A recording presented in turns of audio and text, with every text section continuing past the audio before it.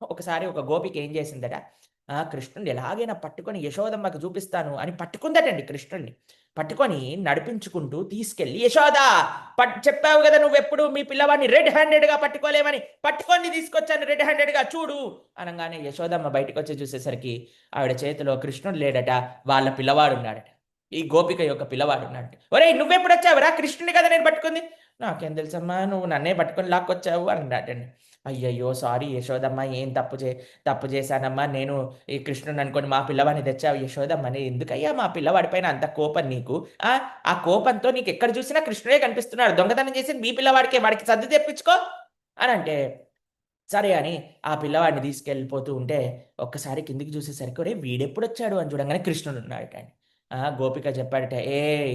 అమ్మా, ఇంకోసారి నన్ను కానీ మా అమ్మ దగ్గరికి తీసుకెళ్ళావనుకో, ఈసారి నీ పిల్లవాడిగా కనిపించా. నెక్స్ట్ టైమ్ నీ మొగుడుగా కనిపిస్తాను. అప్పుడు బృందావనం అంతా మీ గురించి మాట్లాడుకుంటుంది" అని వార్నింగ్ ఇచ్చాడటండి. అబ్బబ్బబ్బబ్బా! ఏంటండి అసలు.